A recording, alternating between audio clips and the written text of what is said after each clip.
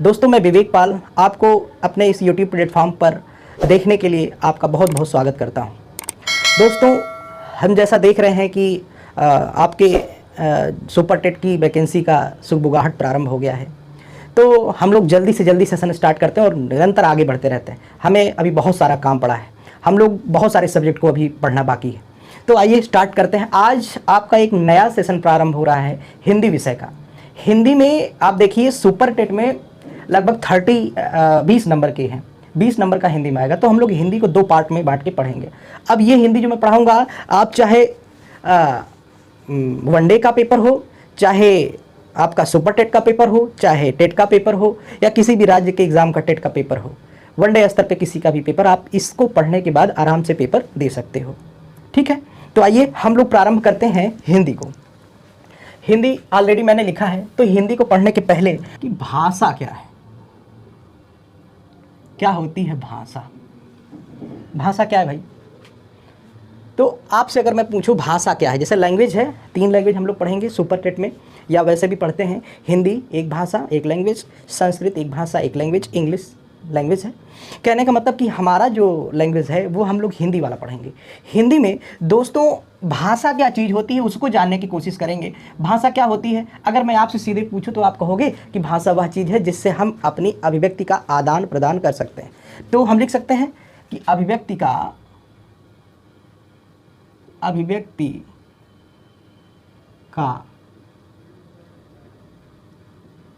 आदान प्रदान क्या कहलाता है? भाषा कहलाता है। इसमें कोई दिक्कत, इसमें कोई समस्या नहीं होगी। समझने की बात, अभिव्यक्ति क्या है? अपनी बात को आप तक पहुंचाना, आपकी बात हमारे तक आना, अभिव्यक्ति कहलाती है। लेकिन इसके पहले जाने कि भाषा होती क्या चीज़ है। ये अभिव्यक्ति के माध्यम से जो हम आप तक पहुंचाते हैं या आपकी बातें हम अपने तक लाते हैं, अभिव्यक्ति ही है। तो भाषा होगा, तो क्या भाषा के द्वारा ही अपनी अभिव्यक्ति को पहुंचाया जा सकता है? आपके लिए एक प्रश्न बन जाता है क्वेश्चन में, एक दिमाग में, कि क्या अभिव्यक्ति को किसी भाषा के माध्यम से, किसी भाषा के माध्यम से ही व्यक्त किया जा सकता है?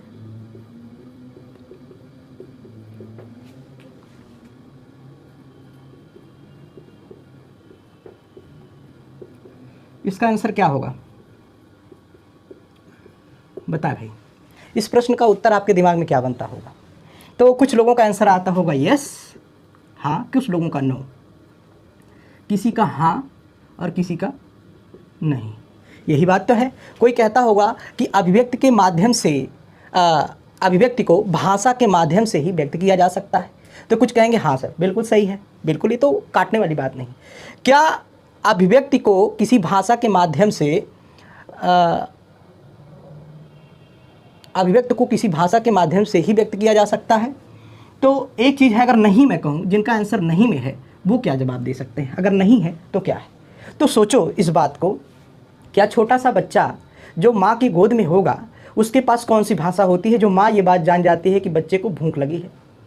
या उन जानवरों में, कुत्तों में देखो, चिड़ियों में देखो, पक्षियों में देखो, इन लोगों में वह कौन सी भाषा होती है जिससे कि वह अपनी माँ की आवाज़ को पहचान जाता है? जैसे एक उदाहरण के तौर पे बताऊँ, आपके घर में एक बिल्ली का बच्चा हो, वो यहाँ से चिल्ला रहा हो, मतलब कि अब क्या ऐसा होता है कि उसकी माँ दौड़ी चली जाती, और कोई बिल्ली नहीं आती लेकिन उसकी माँ चली जाती। आप कहते हैं उसकी माँ आ गई, तो कहते हैं कि ये बुला रही। हमको एक बात बताओ, क्या यह भाषा है कि नहीं, या उसका लैंग्वेज है कि नहीं? तो आप कहेंगे लैंग्वेज है। तो क्या यह लिखने में आ सकता है? अब बात आती है पॉइंट की, क्या यह लिखने में आ सकता है कि नहीं आ सकता है? उनकी भाषा, अगर उनमें भी, तभी कहते हैं कि इस धरती पर सबसे सबल प्राणी कोई है, सबसे बुद्धिजीवी प्राणी है, तो वह है मनुष्य। उसके पास हर चीज़ का तोड़ है, हर चीज़ का जुगाड़ है। हमारे पास बिल्ली जैसी आवाज़ है, और आप देखिए जैसे पक्षी उड़ते हैं वैसे हम लोग भी उड़ते हैं, दिमाग है इस वजह से, लेकिन उनके पास इतना नहीं, इस वजह से वो अभिव्यक्त नहीं कर सकते या लिख नहीं सकते। लेकिन हम लोगों के पास है वो चीज़, इसलिए हम लोग उसका एक संकेत माध्यम देते हैं। तो कहने का मतलब क्या है, भाषा को अभिव्यक्त करने के लिए, भाषा के माध्यम से अपनी अभिव्यक्ति को व्यक्त करने के लिए किसी संकेत की आवश्यकता होती है, जो लिखित तौर पर हो सकता है, जो लिखित तौर पर हो सकता है। लिखित तौर पर हो सकता है। अब इसको तो आप बोल गए, अगला समझ गया, लेकिन इसको बिना बोले आपको किसी को अभिव्यक्त करना हो, एक लेटर लिखना हो, तो कोई एक संकेत की आवश्यकता बनेगी। अगर संकेत की आवश्यकता बनेगी तो इसका मतलब है कि वहाँ शुरुआत होता है वर्ण का। किसका दोस्तों? वर्ण का। अब हिंदी का ग्रामर पोर्शन तैयार हो गया।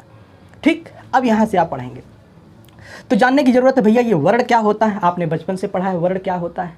कहते हैं कि वह छोटा सा छोटा वर्ण जिसका खंडन ना किया जा सके, विभाजित ना किया जा सके, वर्ण कहलाता है। या इतर इसको और कहते हैं कि भाषा की वह छोटी से छोटी सार्थक इकाई जिसको विभाजित ना किया जा सके, वर्ण कहलाता है। ये बात आप कहते हो कि नहीं कहते हो? यही चीज़ें आपको लिखा होता है। तो कहने का मतलब वर्ण बनता कैसे? ये रहा वर्ण, ये रहा वर्ण।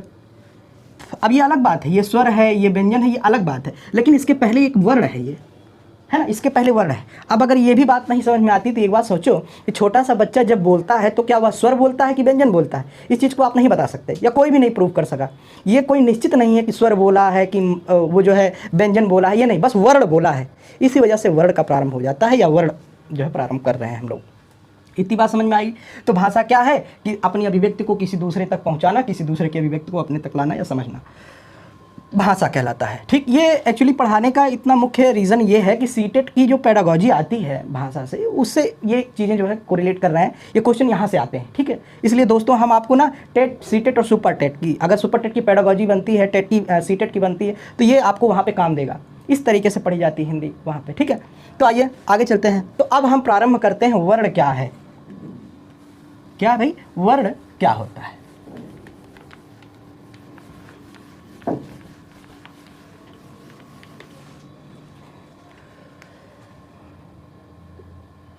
वर्ण क्या है? वर्ण क्या है? तो आप कहोगे भाषा की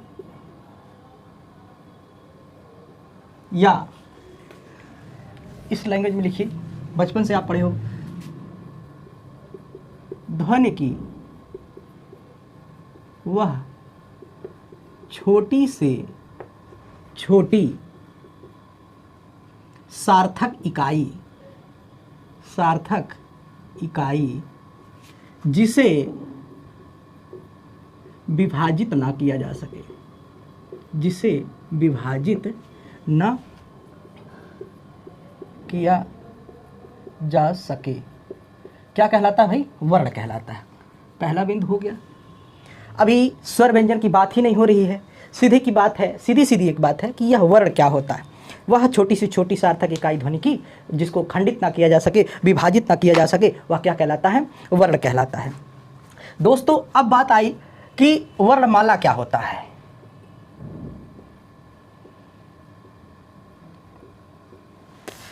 वर्णमाला क्या भाई? छोटा आ से लेके ज्ञा तक, छोटा आ से लेके ज्ञा तक।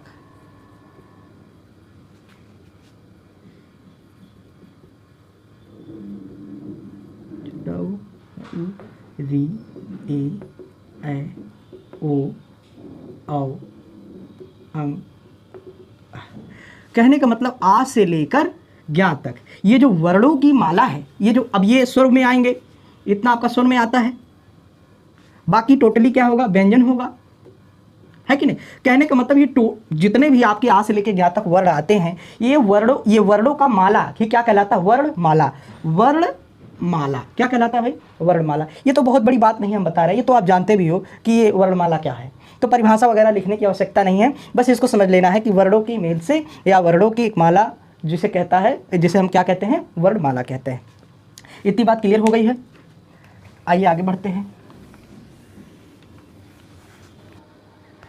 तो दोस्तों हम लोगों ने पढ़ लिया वर्ण और वर्णमाला। अब हम लोग पढ़ेंगे वर्ण के भेद। किसके भैया? वर्ण के भेद। तो इसके कितने भेद हैं? 2 भेद। एक है स्वर, दूसरा है व्यंजन। स्वर के कितने भेद हैं? 3 भेद हैं। इसके 3 भेद हैं। ह्रस्व स्वर, दीर्घ स्वर और प्लुत स्वर। प्लुत स्वर, ठीक। अब व्यंजन के कितने भेद हो गए भाई, आइए व्यंजन को देख लेते हैं। संयुक्त व्यंजन, फिर है ऊष्म व्यंजन,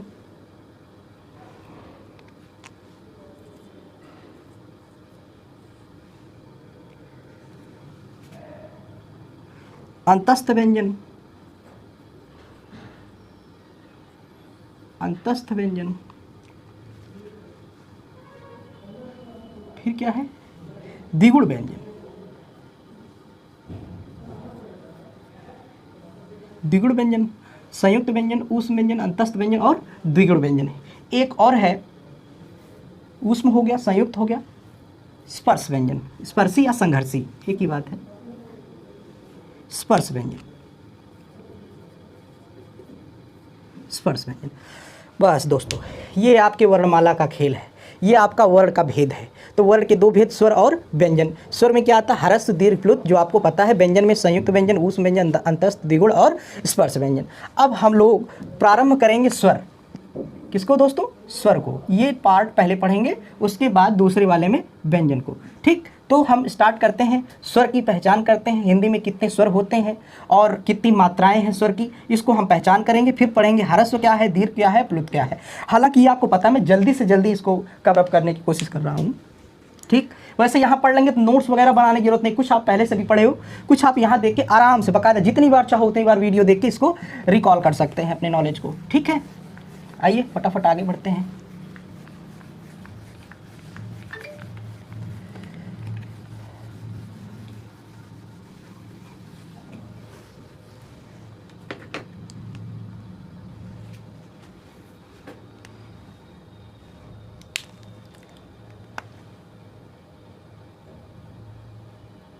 हम लोग पढ़ेंगे स्वर को।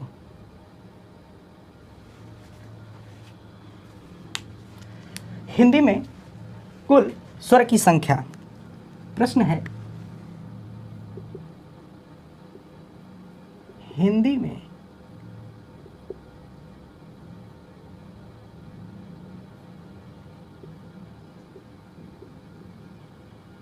कुल स्वर की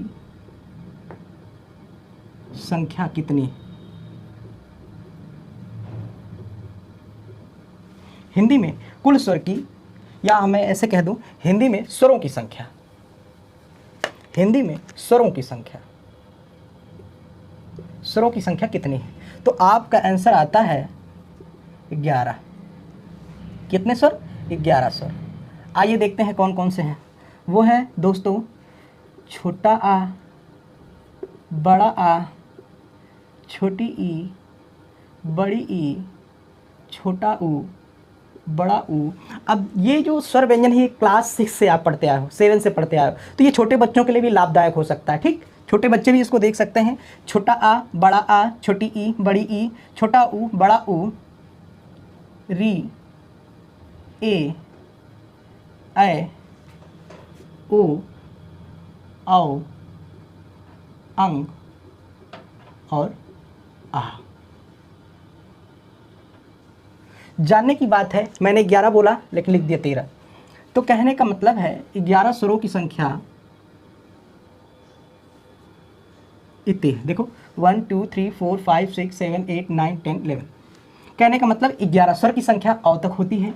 मतलब अच्छा, इसको पढ़ा भी अगर सही तरीके से पढ़ा जाए तो हमारे संधि वगैरह गलत नहीं होते। हम लोग जब सही से नहीं पढ़ते, बच्चों को, छोटे बच्चों को जब सही से नहीं प्रोनाउंसिएशन करना बताते तो वो समस्याएं होती हैं। जैसे कैसे पढ़ना चाहिए, आ, ई, उ, री, आई, औ। ये है आपका प्रोनाउंसिएशन। अगर इस तरीके से प्रोनाउंसिएट करते हो तो संधि विच्छेद में प्रॉब्लम नहीं होती। तो पढ़ा ऐसे जाना चाहिए, बच्चों को इस तरीके से पढ़ाना चाहिए। जितने भी आगामी अध्यापक हैं उनको अब छोटका आ बड़का आ जैसे मैंने पहले पढ़ा है ऐसे नहीं पढ़ाना चाहिए, ताकि जो आगे आने वाली जो समस्याएं हैं वो ना रह जाए। हम लोग साथ यही होता था ना, तो इस तरीके की समस्याएं उनके आगे ना पनपे, तो इसलिए हम लोग इस तरीके से पढ़ाएंगे।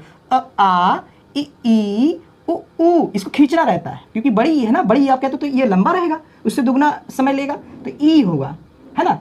ये दीर्घ है भाई, तो ह्रस्व का दुगना होता है दीर्घ, 2 मात्रा का समय लगता है, तो दीर्घ अभी हम पढ़ाएंगे। फिर क्या है, री, आई, अ और ई मिलके आई होता है, आ और ए मिलके आई होता है ना, आई, आई, औ, औ होता है। क्लियर हुआ? ये सबको क्लियर हो गया दोस्तों? अगर क्लियर हो गया तो आइए, अभी स्वर की संख्या इतनी है। मैं आपसे क्वेश्चन करूं, हिंदी में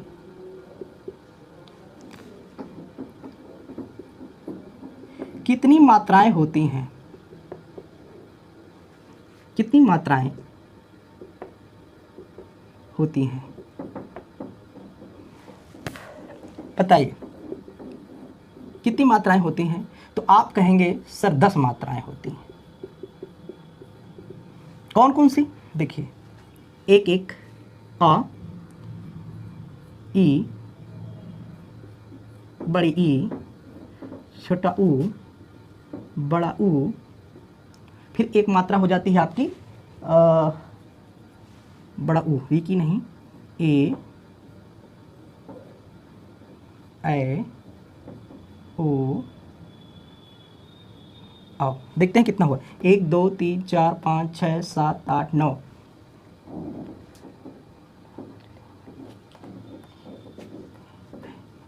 आओ, अच्छा इतनी मात्राएं हो गई।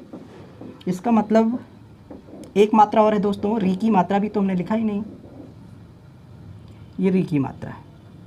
ठीक हो गए 10। मात्राओं की संख्या कितनी हो गई? देखिए, आ की मात्रा, छोटी ई की मात्रा, बड़ी ई जिसको आप कहते हैं ई, ऊ, ऊ, री, आई, आई, औ, औ, ये मात्राएं हो गई टोटली कितनी?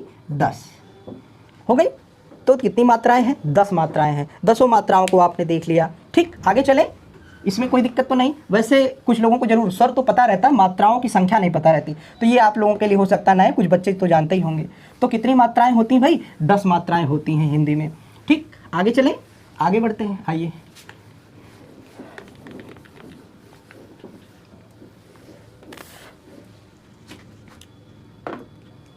तो हम लोगों ने स्वर प्रारंभ किया था, स्वर को ही देख रहे थे। स्वर के हमने कितने भेद बताए थे? ह्रस्व स्वर, दीर्घ स्वर और प्लुत स्वर। कौन कौन से भाई? ह्रस्व स्वर, दीर्घ स्वर और प्लुत स्वर। लिख लेते हैं।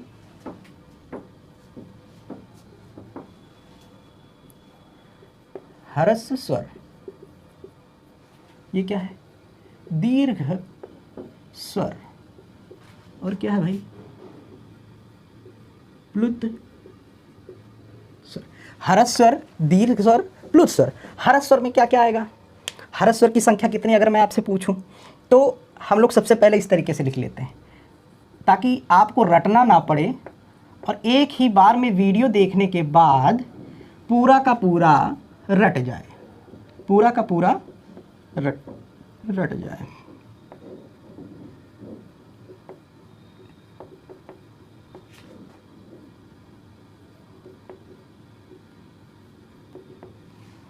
ह्रस्व स्वर क्या होता है भाई? कहते हैं, परिभाषा क्या है? जिसके उच्चारण में एक मात्रा का समय लगता है, एक मात्रा का समय लगता हो, समय लगता हो, क्या कहलाता है? ह्रस्व स्वर कहलाता है। तो एक मात्रा का समय किसमें लग सकता है? देखो, आ, ई, ऊ और री। तो ह्रस्व स्वर की संख्या कितनी हो गई भाई? ह्रस्व स्वर की संख्या अगर आपसे पूछता है तो कितनी हो गई? 4। कौन कौन सी ह्रस्व स्वर की संख्या है? लिख देते हैं। आ, ई, ऊ और री। ये एक मात्रिक समय लेने वाले वर्ण हैं, एक मात्रिक समय लेने वाले वर्ण हैं, जिसे क्या कहते हैं? ह्रस्व स्वर। दीर्घ स्वर किसे कहते हैं भाई? जिसमें 2 मात्रा का समय लगे, मात्रा का समय लगे, उसे क्या कहते हैं? दीर्घ स्वर। 2 मात्राओं का समय लगने से क्या मतलब है? अर्थात 2 मात्रा, स्वर क्या होते हैं? मात्राएं ही तो होती हैं, तो 2 मात्रा का समय किन में लग सकता है? देखो, आप देख लो, इसमें लग सकता है, बड़ी जिसे आप कहते हैं, इसमें लग सकता है, इसमें लग सकता है, इसमें लग सकता है, इसमें और इसमें। यही तो बात है भैया। कितने हो गए? 1 2 3 4 5 6 7। तो दीर्घ स्वर की संख्या बराबर कितनी हो जाती है दोस्तों? इसकी संख्या कितनी हो जाती है? 7। कितनी हो जाती है? 7। कौन कौन सी हो जाती है? यहाँ पे लिख लीजिए। ई, ऊ, आई, औ और औ। हो गए 7 मतलब आपसे क्वेश्चन सीधे पूछता है हरा स्वर की संख्या 4, अ, ई, उ, री। एक मात्रा का समय लगता है, जिसमें 2 मात्रा का समय लगता है, आ, ई, उ, ऐ, औ। ये क्या हो गया? दीर्घ हो गया। प्लुत, जिसमें 3 मात्रा का समय लगे, 3 मात्रा का समय लगे, जैसे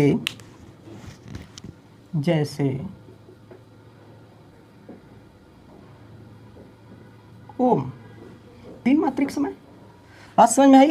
तो इसको आप नोट डाउन करने की आवश्यकता नहीं। ये वीडियो बनाया ही इसलिए जा रहा है कि इसको आप ध्यान से बोर्ड पे देखें और अपने दिमाग में जो भूले बिसरे हैं उसको अपने मस्तिष्क पटल पर दोबारा लेके आए। तो 3 मात्रा का समय लगता है। संख्या कितनी पूछ ही नहीं सकता, संख्या कितनी पूछ ही नहीं सकता। स्वर में दिख रहा है कहीं? है नहीं दिख रहा। तो ये क्या हो गया भैया? आपका स्वर। अब समझ में आया हर्ष स्वर किसे कहते हैं, दीर्घ क्यों कहते हैं? हर्ष स्वर का दुगना समय लगता है तो दीर्घ हो जाता है। प्लस 3 मात्रिक समय, जैसे ओम। ये हो गया आपका स्वर, हर्ष स्वर, दीर्घ स्वर और प्लुत स्वर। इतनी बात समझ में आ गई होगी दोस्तों।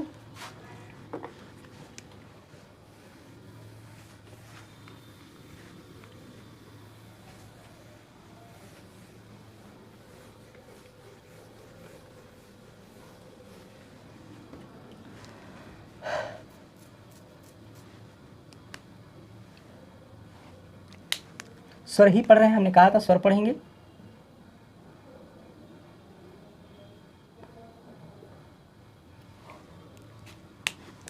अब जिह्वा के आधार पर, किसके आधार पर? जिह्वा के आधार पर।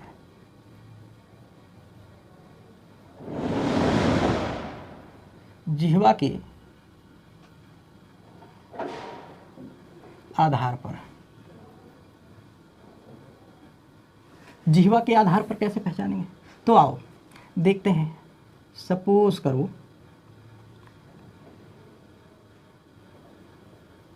यह जीभ, जीभ का यह भाग अग्र है, यह भाग मध्य है, यह भाग पश्च है, यह भाग पश्च है। पश्च मतलब पीछे का भाग। लिख दे, पीछे लिख लो भाई, नहीं समझ में आता इसे। पीछे का भाग या आखिरी भाग। ठीक, ये बात क्लियर हो गई। जीभ का यह भाग अग्र होता है, मतलब कि ये भाग अग्र है, बीच वाला मध्य है, आखिरी वाला क्या है? ये पश्च है। ठीक, अच्छा इतनी बातें अगर हमको समझ में आ गई तो इसका मतलब जीभ के आधार पर 3 ही आधार पे हो सकता है बोलने का, और बात हम कर रहे हैं सिर्फ स्वर की। तो आइए जीभ के आधार पर हम लिख लेते हैं फिर से।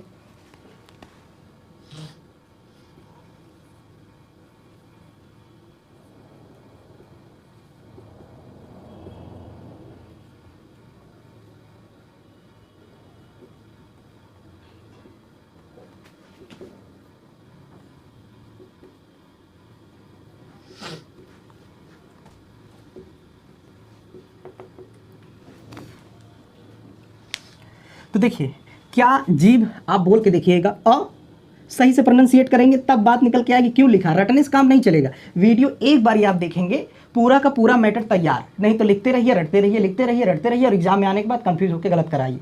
ऐसा नहीं करना। अब मैं जैसे पढ़ा रहा हूँ बस कंसंट्रेट होकर, आपको नोट्स भी नहीं बनाना है, सिर्फ देखना है बोर्ड की तरफ, और मैं क्या बता रहा हूँ उसको ध्यानपूर्वक सुनना है। आपका हिंदी 100% तैयार। ठीक है।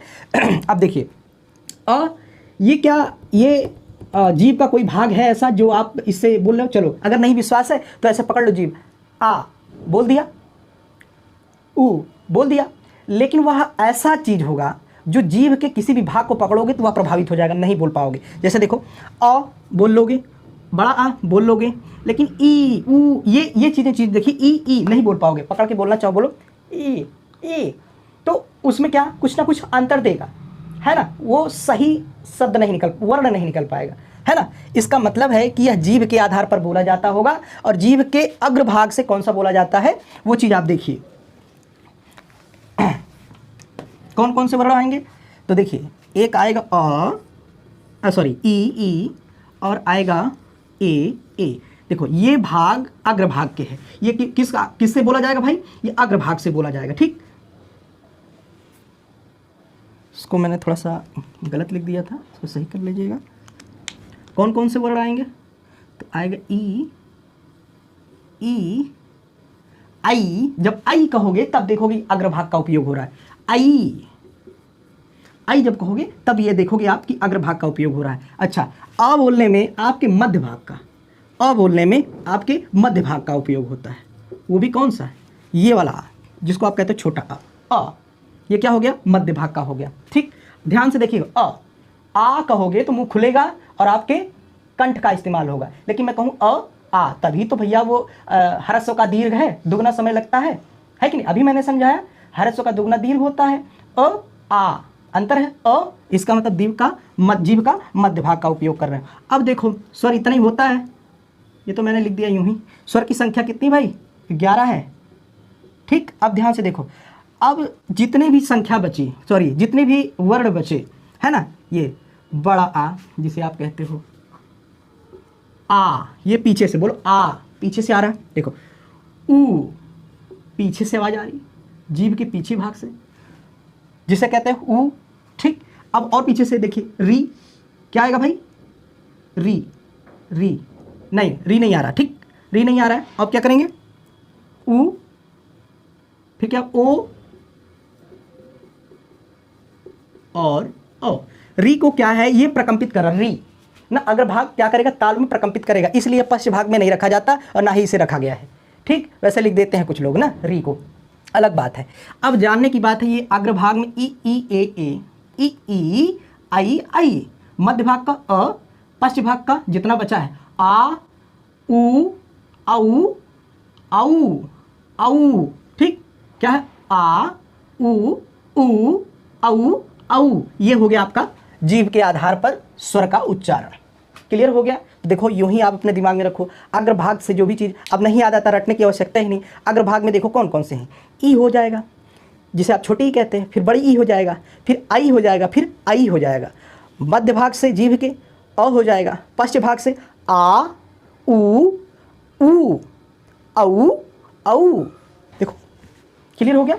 एक ही बार आप देखेंगे वीडियो को, आपको फिर नोट्स बनाने की जरूरत नहीं पड़ेगी। आपका नोट्स यही है, वीडियो देखो काम खत्म, ठीक है। वैसे पढ़े हो आप लोग, ये तो आपका एक रिकॉल है, दिमाग में फिर से आ जाए। अभी जब हम आपको साहित्य वगैरह देंगे वीडियो, तो उसमें थोड़ी सी रटना रहेगा, मैं यही रटवा दूंगा, ठीक है।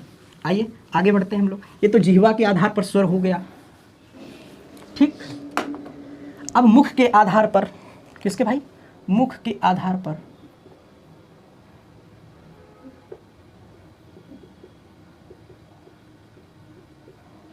ये इंपॉर्टेंट है, टेट वगैरह में आता रहता है ना, टेट में तो आता ही आता है, एस्टेट में क्यों नहीं आ सकता, आएगा ही आएगा, ठीक।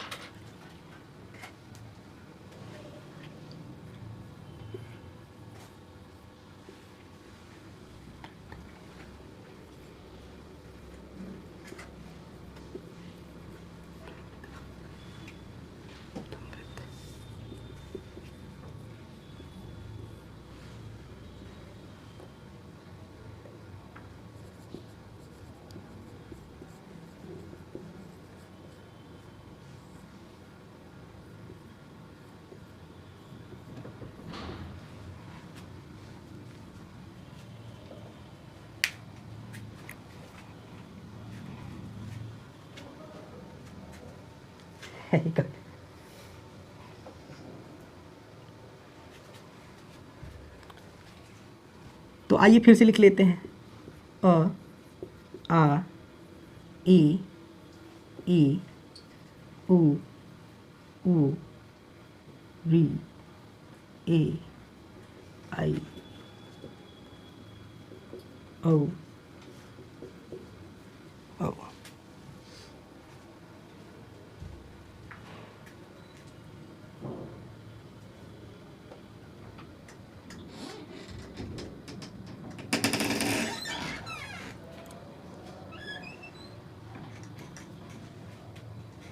तो भाई आइए, विवृत्त क्या है? विवृत्त का मतलब होता है जब ओठ का वृत्त बने, विवृत्त ना। वृत्त नाम है क्या है? गोला। ओठ का गोला बनना चाहिए। तो कैसे कहते हैं? वी मतलब बड़ा। देखिए आ और आ दोनों में अंतर है, छोटा आ बड़ा जिसे आप कहते हैं। आ बताओ विवृत्त कौन सा है इन दोनों में? बताओ। और भी पढ़ के अभी मैं दिखाता हूँ, और जरा ध्यान से पढ़ना। देखना, विवृत्त मतलब बड़ा, अर्धविवृत्त मतलब उससे छोटा, उसका आधा। तो बताइए किस में बनेगा? अ में बनेगा कि आ में बनेगा? आपका आंसर है बड़ा आ, जिसे आप कहते हैं। कौन सा होगा? ये आपको रटने की आवश्यकता ही नहीं। बोर्ड की तरफ ध्यान से देखिए, पूरा का पूरा वर्णमाला तैयार, ठीक, जहां से 2 4 5 नंबर के आते ही आते हैं। आपके टेट में तो धड़ल्ले क्वेश्चन आते हैं। ध्यान से देखिए पूरा वीडियो को, एकदम क्लियर, कोई समस्या नहीं होगी, ना ही रटना पड़ेगा। तो देखो आ, ये क्या है? विवृत्त है। अब हमको बताओ अर्धविवृत्त क्या हो सकता है? अगर विवृत्त आ है, बड़ा मुख खुल रहा है, क्योंकि आपने क्या, मुख के आधार पर हम स्वर पढ़ रहे हैं। तो देखो ये आ अगर है, तो एक बात बताओ कि अर्धस्वर, अर्धविवृत्त कैसे हो सकता है? कौन कौन से वर्ड होंगे? अब ये तो आप क्या हो गया भैया, विवृत्त। क्या हो गया? ये आपका हो गया विवृत्त। अब बताइए अर्धविवृत्त क्या हो सकता है? इसका मतलब कि इसका आधा मुख खुलता होगा, आ की जगह अ होता होगा, उसका आधा, लेकिन एकदम बंद कर देने पे मतलब कि स्वर निकलेगा ही नहीं। तो कहने का मतलब कि वो बड़े वाले से, विवृत्त से थोड़ा सा कम। इसका मतलब अ, देखो अ अगर आया तो मतलब छोटा आ निकल रहा है। तो इसका मतलब है कि छोटा आ क्या हो सकता है? अर्धविवृत्त हो सकता है। क्या हो सकता है भाई? अर्धविवृत्त।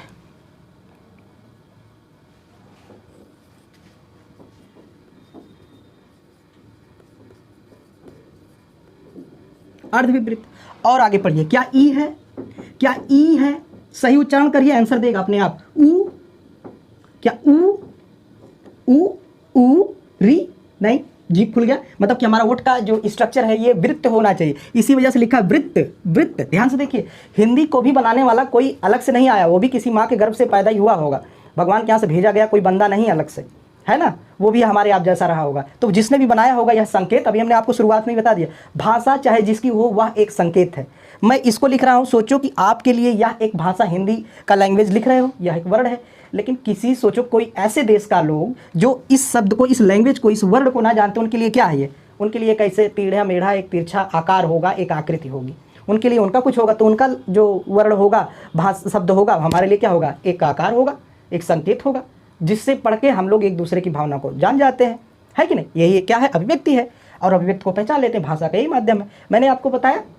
अच्छा एक चीज़ और बताएं, ये वर्णमाला जो हम आपको पढ़ा रहे हैं, आप चाहे टीजीटी दे रहे हो, चाहे पीजीटी दे रहे हो, रिकॉल करना हो तो ध्यान से पढ़ लीजिए। उम्मीद है कि सारे मैटर आपको समझ में आ जाएंगे। वैसे आप लोग तो खुद ही ज्ञानी हो हिंदी के मामले में, जब हम आपको साहित्य पढ़ाएंगे तो अपने ज्ञान को थोड़ा सा और परखिएगा। अभी तो ये तो बच्चों का खेल है, हालांकि कक्षा 8 में, 7 में, 5 में, 6 में पढ़ाया जा चुका है। क्लियर हो गया? तो क्या होगा भाई? अब देखिए, अर्धविपरीत की बात हो गई। अर्धविपरीत में क्या आएगा? अ। अब बताओ ई में होगा कि ई में होगा? हमने कहा था ई, ई इससे ज़्यादा किसमें समय, इससे ज़्यादा लग रहा है, लेकिन अर्धविपरीत अभी समृद्ध भी है, देख रहे हो, मतलब अर्ध इससे भी छोटा और उस छोटे का भी छोटा इन वर्णों में छिपा है। मुख के आधार पर चारे बात हो सकती है। एक क्वेश्चन और आपसे पूछ सकता है, मुख के आधार पर कितने पार्ट में बांटा बोला जा सकता है स्वरों को? तो 4 भागों में, विवृत, अर्धविवृत, समृद्ध, अर्धसमृद्ध। क्लियर हुआ? तो क्या कह सकते हैं हम लोग? आ, ई, आई और आई। बोल के देखिए अर्धविपरीत को। अ उससे कम लगेगा, इससे कम, इससे ज़्यादा, इससे कम, इससे ज़्यादा। बात समझ में आई? अ, ई, जब मैं अभी लिखवाऊंगा इसको, समृद्ध को देखना, इससे भी छोटा हो जाएगा, ये वाला फिर इससे भी छोटा हो जाएगा, लेकिन ये वाला इससे बड़ा होगा और इससे छोटा होगा। मतलब विवृत से अर्धविवृत आधा होगा और समृद्ध से ज़्यादा होगा। मुख का इतना ही आधार खोलना चाहिए, तब प्रोनाउंसिएशन स्वर का सही होगा और आपके संधि विच्छेद भी सही होंगे। ठीक। और ये मैं जो संधि विच्छेद आपको कह रहा हूँ, इसका लाभ तब मिलेगा, अभी पढ़ लीजिए, जब संधि विच्छेद पढ़ाऊंगा और आप देखिएगा जैसे मैं बता रहा हूँ फिर संधि विच्छेद में क्या हेल्प करता है। कभी आपका गलत नहीं होगा। टीजीटी दे लीजिए, पीजीटी देख लीजिए, कुछ भी दे लीजिए, बस सही से उसका नियम आप जानते रहिएगा और नियम रटने की आवश्यकता नहीं। हम हैं तो क्या गम है। ठीक है। अ, ई, आई, आई, ज़्यादा समय लग रहा है। कहने का मतलब है कि मुख का उतना खुलाव नहीं हो रहा जितना वृत्त इसमें बन रहा है इसमें नहीं बन रहा है। हमें उम्मीद है अर्धविवृत्त समझ में आ गई होगी बात। अब बात करते हैं हम समृद्ध की। समृद्ध में क्या हो सकता है भाई? समृद्ध में क्या हो सकता है? ई, ई, ऊ, तो दोस्तों ये समृद्ध आपको समझ में आ गया होगा। अब बात करते हैं अर्ध समृद्ध की। अर्ध समृद्ध क्या है? ए और ओ, मतलब इसको क्या कहते हैं? ऐ औ। देखो अब मैं पढ़ रहा हूँ और आप ज़रा ध्यान से देखना इस चीज़ को। देखो आ विवृत, अर्ध विवृत, अ ई ऐ ऐ, अर्ध विवृत समृद्ध, ई ई उ ऊ, ये क्या हो गया? समृद्ध। अर्ध समृद्ध क्या है? ऐ औ, ऐ औ क्या कहलाता है? अर्ध समृद्ध। अब समझ में आ रहा है बात कि आप देख रहे हो कि सर जी ये वाला पोर्शन जो है ये दोनों एक ही जैसा है, ये अब अर्ध विवृत में या समृद्ध दोनों में आता है ये, ठीक, ये चीज़ आप ध्यान दीजिएगा। आप देखिए जरा, ऐ और ऐ ये अर्ध विवृत और अर्ध समृद्ध दोनों है कि नहीं? ऐ और क्या कहेंगे अब? समृद्ध ऐ, दोनों में आता है ना, ऐ ऐ। हमें उम्मीद है ये पूरा टॉपिक आपको क्लियर हुआ होगा, समझ में आया होगा। अब हम आपको आगे पढ़ाएंगे व्यंजन, और व्यंजनों की संख्या के साथ पूरे व्यंजन लिखकर और उसको क्लियर करेंगे। तब तक के लिए नमस्कार, जय हिंद, वंदे मातरम।